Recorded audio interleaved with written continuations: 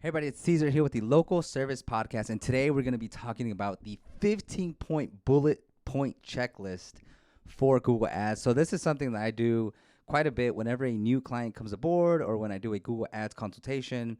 How do we know what's going on? What's the status of the campaign? Can we improve it? Can we not improve it? Is it terrible? Is it doing really good? Because a lot of times people set up accounts and they don't really know. And sometimes it's not even that somebody has set it up or that they are managing it, but they take 6 month breaks between looking at it again. So, again, a lot of times they come to me, they say, hey, we're running this campaign. We think it's going good. We want to improve it. Or it's, hey, my campaign really sucks and I want to know how can I go about improving it. And so that's what this podcast episode is going to be all about. And let's just dive right in. So what I did is I went ahead and did a quick walkthrough on a current campaign that I have here. And I just went and listed out all the different things that they're all very important, but they're all a piece of it. So like if you do certain things and miss others, it's almost like you didn't do a full audit per se, because you could be doing one thing very good, but one of your settings is off. For example, okay, let's say you have the best um, lawyer campaign or the best HVAC service campaign, right? Uh, it's performing really good, right? But it turns out you're actually 40 miles off of where you should be showing up. You don't service that area. So it's like, yes, it's a great campaign. You're getting good results. You're getting the calls. You're getting the form submissions, but you're too far. The radius is too big. And because of that, you're getting all these calls and you can't send people to these places because it's just not your territory. And so things like that is what I'm talking about. And then especially when you get to multi-location where this location is, they cover this part of the town and this part. So it gets interesting. But again, this is to keep it simple. This is just straight and forward, how to get in there, take a look, and even I miss these things. Like I have to go in here like every month at least just to double check, because there's so many moving parts in Google Ads that you'll miss things. It just happens. So it's good to come back, check things, and make sure things are okay. So I actually still have it open. So if you hear clicking, that's what that is. So number one, when you go to ads.google.com and you go to your account and you open it, the very first thing you're going to see is the dashboard. I call it the dashboard. I guess it's technically called the overview. And the overview is going to give you a little bit of data, big picture data. So before you look at that data, I always first check the date range. What time period is it that you want to look at? Are you looking for the whole year? Are you looking for the last 30 days? Do you just want to check the last week? Do you want to check this month right now or last month or a quarter? It's very important to do that, because what ends up happening is you might start making assumptions, decisions, strategy changes based off the wrong time frame. And I myself, every now and then, I freak myself out because I'll log in and I'll have like a 6 month period chosen from the previous time I was last on, and the spend for a certain account will be like astronomically high, and I'm like, oh my god, I just spent, you know, tens of thousands of dollars I wasn't supposed to in this 1 month. But then I look and I'm like, oh, okay, actually that was because I was looking for over a 2 year period instead of, this month or last month. So I personally, if you're jumping into it, I would jump into a 30-day period. If you if you like on a monthly basis check your ads. If you don't check your ads very often, then do since the last time you saw it, because the data's there. You spent the money for it, you might as well check it. But if you do like monthly check-ins, which at the very minimum I think is the best way, as a advertising agency, we check it. Not, it depends on the client, but like if they spend a good amount, then it's a daily check. Like, let's go in there, let's check, make sure things are running, because one day missed or an error is a bigger deal than a smaller client that spends $10 a day. 'Cause, it ranges. So just depending on the spend or depending how important it is to you, is how frequently you should check. So if you check it often, like monthly, then do the last 30 days. If you check it not very often, then do since the last time you checked. And so once you pick your time range, I'm going to do the last 30 days. So in the last 30 days, the first things I look at is how much spend was spent. And based off of that spend, what was the cost? I'm sorry, what was the clicks and what were the impressions? So the first thing I want to know is there activity in this campaign? Is there people searching for stuff for that business? And is there people actually clicking for stuff in that business? Because you could say, hey, I want to spend $20 a day, and it might be that because it's a super competitive place or it's a super niche industry that there's no searches for it, well, then that's not a good sign, because then it's like, well, where do you go from here? If nobody's looking for your keywords and nobody's clicking on your keywords, that's a tough place to start. And usually that would mean like that the keyword selection is wrong, or not the best, or the location is too tight, or something went wrong where the account, they didn't accept the terms of the calls, or they didn't get approved headlines for the ad. So there's a lot of ways it can go. So yeah, those are the first things I look at when I look at the date range and the overview that it just gives you. It doesn't actually tell you much. It just gives you like a broad picture of what has happened, and you look and you say, okay, well, that's data. Now let's make something of the data. So that was actually bullet point number 2, how much was spent. Okay. Setup number 3 is what type of campaigns are running and what's the setup. So if you didn't know, there's several campaigns that can run on Google. And what those are is they can be search campaigns, they can be display campaigns, they can be local campaigns, they can be, I think there's like 6 or 7 types of campaigns that you can run. Primarily, the best performing ones you'll find is going to be the search campaigns. That's when somebody goes to Google and they put HVAC services near me, and boom, your business pops up. And that costs a certain amount when anytime somebody clicks it. That's the one people usually it's usually why people use Google Ads. The second best one is going to be display ads, which they follow you around the internet. So if you go to ESPN.com or some news site and you see the little ads, little banner ads on the side of the content, those are display ads. Those wouldn't be my first pick, but those are definitely good to keep the awareness up. Like, hey, you visit our site, here's a reminder of where we are. Or if they're more of they're kind of passive ads, kind of like a billboard, like, hey, you're driving by and, oh, look at that, there's a movie I haven't seen yet, but I'd watch it one day. It's kind of an awareness thing. So those 2 I would say are usually, in my experience, those are the only ones worth running unless you're doing some kind of experiment with the other types of campaigns. And so right off the back, if I see search campaign, display campaign, and then I see something else, I'll go and see like, okay, that's probably most likely not the best route to go. Just even over the last 10 years, like those are the only 2 that kind of matter.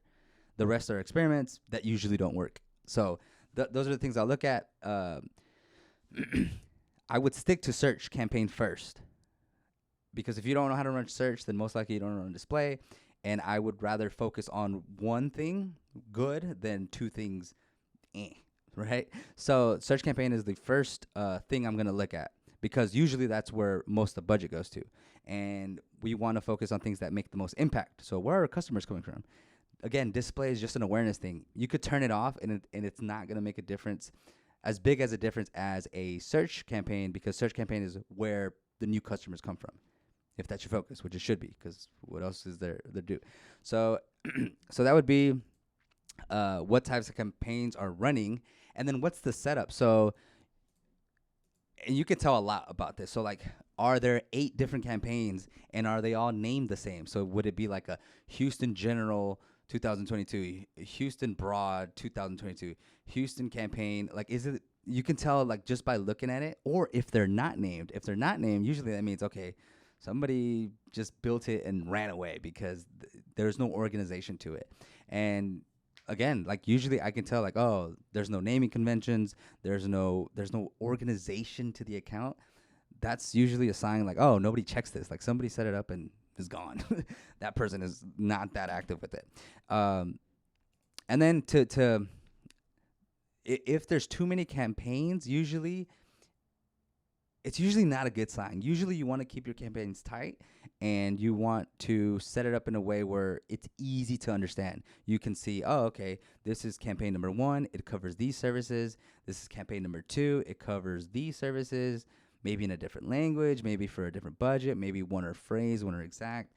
You want to see like what what is the build here? What is the idea? What is the concept to run these ads? So generally, even on our high paying, high budget accounts, they're not gonna have a whole lot of campaigns. It might be four tops, and usually it'll be the setup is usually there'll be one for exact match, there'll be one for phrase match, there might be one for English and Spanish, the same layout, maybe, right? If that's something they want to target, and then maybe there'll be a display campaign, and that's usually how it works. And both of those campaigns will have all the ad groups, and that's where the organizations clean. So that instead of building a bunch of campaigns, you build one campaign and you do ad groups within campaign to fit each service most likely. So that's usually the setup. And if it's not, that means what you got to do is you got to take all those campaigns and sum them up. What's the word here? Bring them together, make them closer, so that they're not. At some point, they end up competing over themselves. So we got to make them a way where they all work together and they're not in each other's way, because that's just, what do they call it? Clogging the system, as a Google Ads strategist would say. So that is bullet point number 3. What type of campaign are we running and what's the setup? Number 4, check the keywords and the keyword match type. So depending on the campaign, it might be set up where every keyword is broad. It might be set up where every keyword is phrase, or it might be set up where every keyword is exact, or it might be a combination of all those. And just generally speaking, you are going to want to have a campaign with only one type of keyword, match type. So if you didn't know, just Google it. Keyword match types. Like if you run Google Ads, that is like, that's going to be on Quiz 101. I'm not even going to explain it because I explain it every episode. Let's explain it real quick. So broad match means loosely related, show up for it. So if I say restaurants in Houston, it will show any restaurant in Houston, right? If I do phrase match, that means the phrase restaurants in Houston needs to be there. It has to be part of the search. And it could be Houston restaurant in Houston, Houston restaurant that serves barbecue, Houston restaurant that is open 24/7 hours a day. So as long as it has that phrase, it'll include anything before or after that keyword. And then exact match means it has to be almost that word, Houston restaurant, and that's it. Maybe it'll be whatever is very close to that. So places to eat in Houston, that might be the same intent when someone's searching that. So those are the match types. And generally, the way you want to set up your campaign is, if you know exactly what keywords are performing well for you and are bringing bang for your buck, you go exact, because you know exactly what you want. You go exact match. Most of the time, we don't know that. That's the point of doing this discovery.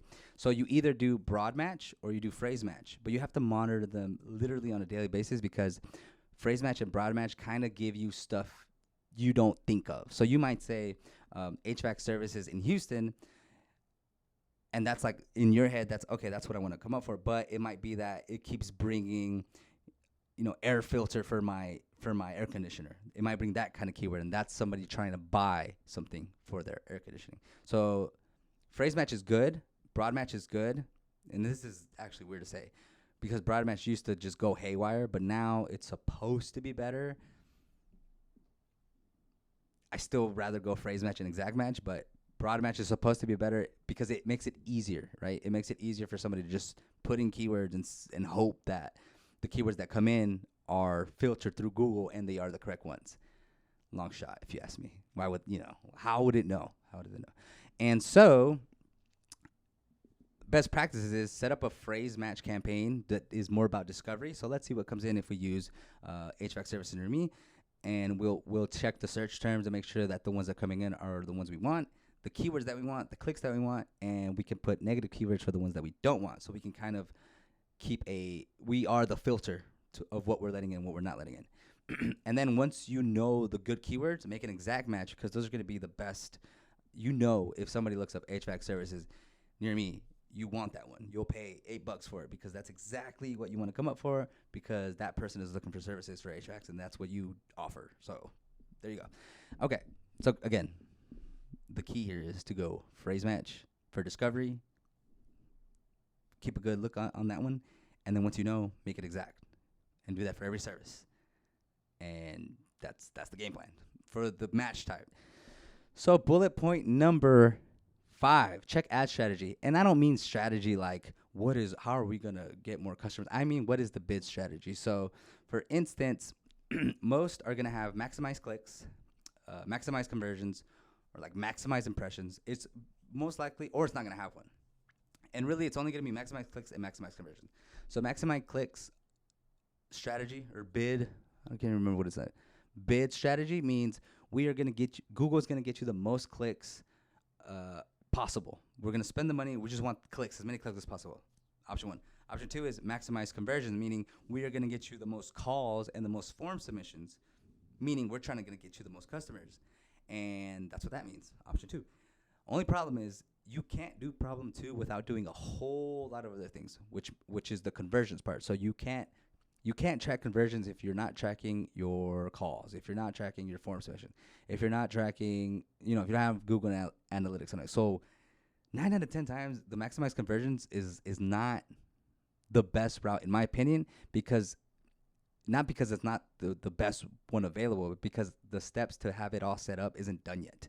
Like, you don't know, and sometimes you're converting the wrong thing. So maybe you have conversions as get directions, and get directions is not a conversion. Get directions is just somebody hitting get directions. Or sometimes people have conversions for website visits. A website visit is not a conversion. That's somebody just visiting your website. So generally, if you don't even know what I'm talking about, then it's going to be maximize clicks, because then you can make the judgment based off the calls you're getting, based off the form submissions you're getting.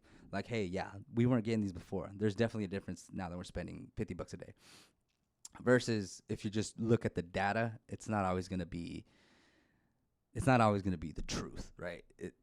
So maximize clicks is if you're not fully set up for tracking, maximize conversion if you are, and then you're good. But yeah, most of the times it's not. Okay, so bullet point number 7 is check search terms. So search terms means what are the keywords that actually were searched that led to a click. And you can look at the data. You can add a column that says what keyword was it.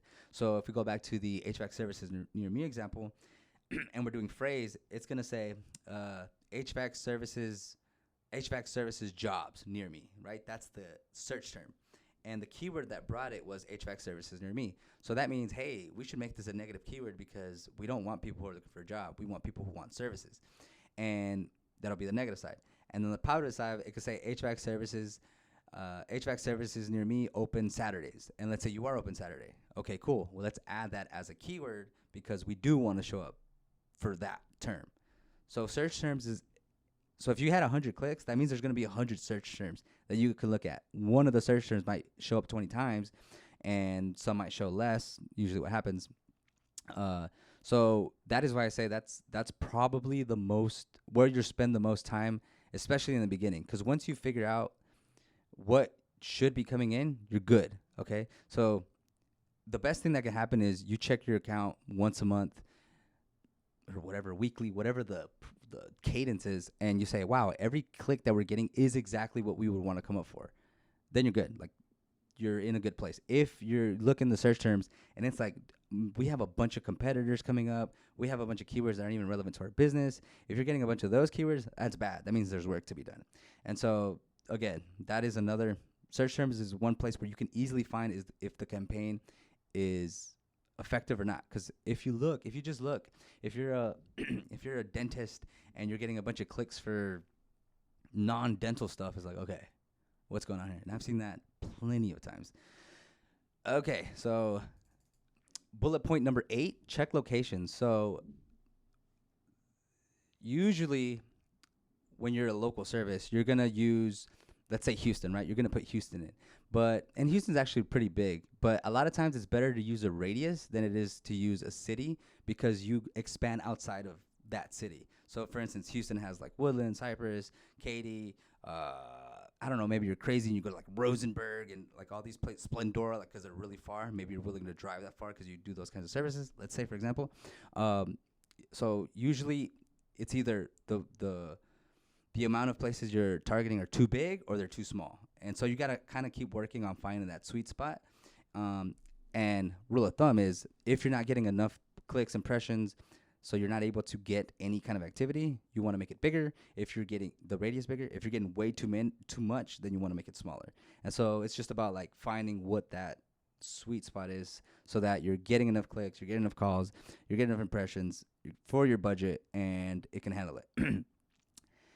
Common mistake is people go way too big. So they're like, screw it, all of Texas. And their budget is $30 a day. And it's like, okay, with $30, you could spend that $30 like in this zip code here easily. So it's better to focus your budget on a smaller spot, or just be as targeted as possible when you know, right? So like, let's say you don't know, like you don't know where your customers are, then yeah, start broad. But once you know, it's better to hone into a location. That is the goal. It's like you big net and then you make it smaller. Just cast a big net and then you make it smaller. So, checklist item number 9, check hours. So a lot of times, if you don't put it, it'll just run 24/7. I personally think if anybody's looking for your ads between 11 p.m. and 5 a.m., like there's something off with them, like, do you really want to work with them? I'm just kidding. But unless you're like an emergency service type thing, health related, like a reason to be searching for stuff late at night, most of the time, turn the ads off. Like if those are probably going to be bad clicks. Again, unless there's a reason for it, unless you're like an emergency service, usually that's what it would be. Or offer emergency, not like a ambulance, but like, water restoration. Like, of course, we want to run all times. Doctors, I can't think of many examples, but there are things that should be open or should run their ads 24/7. And so not only that, but you could save your budget, right? Like if 11 p.m. to 5 a.m., let's just say, for example, it takes $10 every day. Well, you just save $300 and you get to put those $300 into the hours of operation, or the hours where you're willing to get clicks from. Number 10, bullet point number 10, is check ads, headlines, description, and URLs. And for this, Google changes it every now and then. Actually, they've only made 2 changes. I'm not even going to get into that. But generally, what you want to do is and it's really depending on how you built your campaign. So if you built your campaign to be service-based, right? HVAC services near me, there's going to be certain services within that, right? So let's say you do HVAC repair. HVAC repair, that's your ad group. And so your ad should be relevant to that service. So you can say, and they give you, I think it's like 20 headlines or 15 headlines. So you want to fill out as many as possible, but you don't want to just put random stuff. You want to put stuff that is beneficial to people reading it, and that it's not like it makes sense. So if it's HVAC repair, then you want to put HVAC repair services in Houston, 30 plus years of experience in repairs, guaranteed satisfaction, call today for a free estimate. You want to put all the headlines need to be around that service. Because if not, then if you start talking about your other services, or if you talk about something that's not within that line, you actually decrease the chances of somebody clicking on your ad. So just make it match. Make it all about the same subject within each ad group, which means within each service or whatever the layout is. You might make a general campaign, so you might want to just keep it general and list out the services where possible. But this kind of varies from industry to industry, from business to business. So kind of take that depending on what your situation is. Also, though, check your URL. So where are you sending when somebody clicks on your ad, where are they going? Most people put the homepage. If you do have a specific page on your website that talks about HVAC services near me, then send them there. But, hopefully it's a good page, makes sense, has call outs, has the right phone numbers, all that information. And the website is a whole nother animal. Like, yes, Google Ads is one thing, but that's half of the process. The other half is them going on your website, clicking on your site, submitting a form, reading about your information. I wouldn't say half. I kind of made that up. But depending on the journey, some people call straight up. Like, let's say you got stuck on the side of the highway, you look up tow truck near me, you're going to call whoever pops up first, you're just going to call it. And if they didn't pick up, you're just going to go down and click the next one. Whereas if it's something else, like, I don't know, realtor in Houston, you might read a little bit like, okay, how many houses have they sold? Where are they from? What areas do they serve? Things like that. So it just depends, again, on the industry. But yeah, the website, super important. No way we can get through that. Checkpoint number 11, check ad extensions. So these are pretty straightforward, but generally ad extensions are extensions to your ads that show sometimes. So sometimes you'll get the call extensions, which is the number one. You should always have that one. If somebody sees my ad, show my phone number. Like that's that one. Then you have other ones like service catalog. You have location ones, add the location ones, so that's good. So just check like if the ad extensions apply to you, add it. It doesn't hurt. It doesn't cost any more or less. Add it. It's helpful. Checkpoint number 12, check languages. So if you do want to target multiple languages, make sure you have English. In most cases, for some clients, it's Spanish here in Houston. If you only want to target Spanish speaking and everything's in Spanish, make sure you don't have English and you keep Spanish. If you only want to target English, put English. Just something people sometimes miss. Check networks. This one's a big one. You could spend a lot of money at the wrong place doing this. So check networks. Networks means there's the search network, there's the display network, and then there's the Google Partners Network. You only want to do the search network. That means whenever somebody looks for an ad, whenever someone does a search on Google, that's when your ad comes up, not one of these websites that run the Google engine, because it doesn't tell you where that is. We don't want to run those, and we don't want to run display ads on our network, our search network campaigns, because that is not what we do. If we're gonna do two different ones, we're gonna split them. Just check that you're doing search network only. It's under settings on the campaign. Do not click the search partners or the display network. Trust me, just do it. And you can run a report where you go on the campaign, go to segment, add search networks. It'll show you the split. What ends up happening is you'll get 100 clicks for search partners and 2 clicks for regular search, and that's not what we want, because that's not what we are building here. Okay, next we have check recommendations. So you can check recommendations where it tells you, Google gives you these recommendations on what you should do. Most of the time, they're going to ask you to spend money and ask you to switch to maximize conversions. I wouldn't do them, but sometimes they do have good recommendations, and they kind of lay it out for you, like, hey, add these keywords. And you're like, oh, yeah, those actually make sense. Let me add them. But just be wary. They're going to suggest stuff that makes you spend more money. So number 15, check devices. This isn't that crazy, but most of the time it's going to be mobile. So that means your website should be mobile. And just check it, because for instance, let's say, for example, it's something crazy like, I don't know, tablets. That's just kind of like a red flag. So check devices, check it. And that was number 15. So that is the 15 bullet points. I had 2 extra ones, which was bullet point 16, which is check the website. There's no way we can fit that in here, because these are 30 minutes long. And number 17 was check call tracking. Call tracking allows us to see, hey, somebody called. What did they talk about? What did they say? How was it handled? Did we schedule the appointment? How'd they hear about us? Things like that.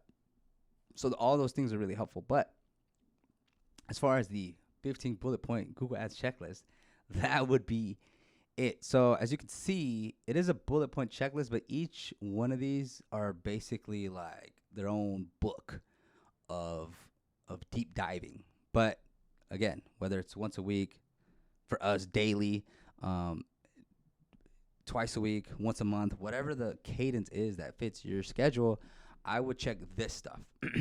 And then as you for sure finish some things out, so like let's say you get the hours down, you're never gonna have to change the hours again. If you know, okay, 11 p.m. to 5 a.m., that means my ads only run from 5 a.m. to 11 p.m. Perfect. You don't have to do that one anymore. Check locations. The location's always okay. Then you're good with that one. So then you can focus more on like, what is the campaign we're setting up? What are the keywords on there? What is the match type? Those are the ones that are going to take more time.